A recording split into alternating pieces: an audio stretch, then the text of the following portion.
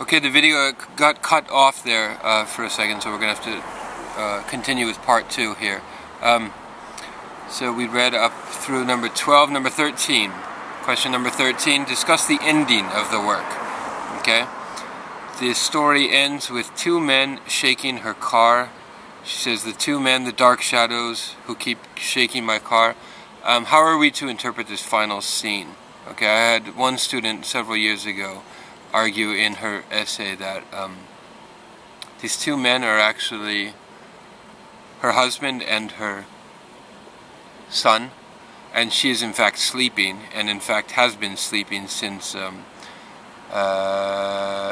old man, the dream of the old man pouring water on her feet, right? So basically the paper argued that everything that happens for the last maybe 2/3 of the story was in fact a dream, right?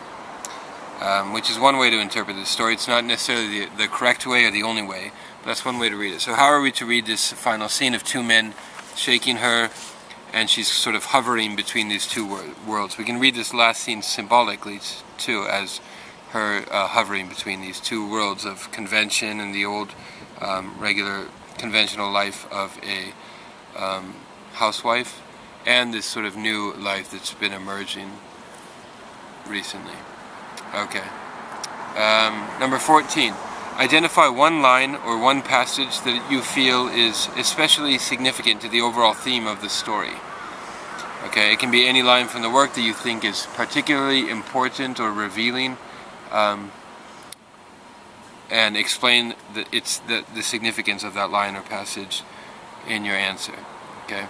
Alright, now we move on to the bonus questions. The first 14 questions were pretty straightforward, simple questions about plot and so forth, character motivation and whatnot. Now, here are 4 extra questions that you can choose to answer in place of one of the other original 14 questions if you like. And these are sort of more thought-provoking questions that make you think about general issues and more abstract issues. Further discussion topic number 1.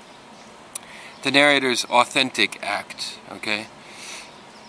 Is it regressive or progressive? Will it ultimately inevitably lead to alienation and death? Okay? And in fact, discussion question 1, 2, and 3 are basically the same question, so I'm going to read them all together. Is she a female Übermensch? Okay, Übermensch, of course, is Nietzsche's term for the overman, right? In this case, she would be not Übermensch, but Überfrau. She's a woman, right?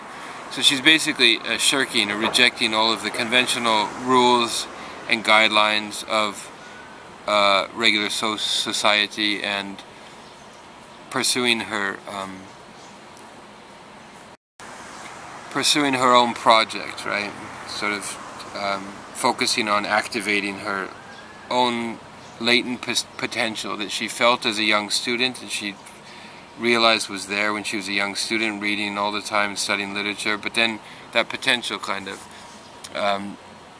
was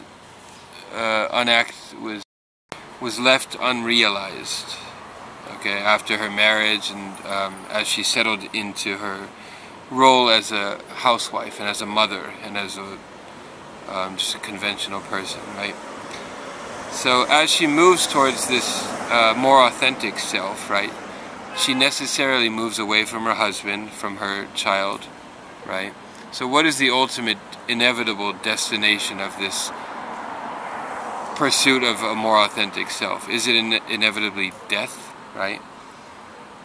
Okay, so I suspect that the philosophy of Heidegger is in the background of this story. I don't know if Murakami Haruki actually read Heidegger directly, but the ideas of Heidegger and of existentialism in general were kind of in the air when Murakami grew up in the 1960s and so forth. So these ideas of existentialism kind of run throughout this work, and it's sort of implied that the more she moves in the direction of her true self, or her actualized, her authentic self, she will move increasingly toward death, right? And she starts to think about death at the end of the work, actually, right? So the more she moves away from her old self, the more she moves toward a truer self. But this truer self can lead only to isolation, alienation, and death in the end, it's implied. So in the end of the story, we don't know if she's going to continue to move in that direction, or if she's going to retrace her steps and go back to her old role, or if she's just kind of going to forever hover in between these two realms, right? And the fourth question here is, consider the role or function of death in the work, right? Alright, that concludes our talk, my commentary on the study guide for Murakami Haruki's Nemuri. If you have any questions, send me an email. Bye-bye.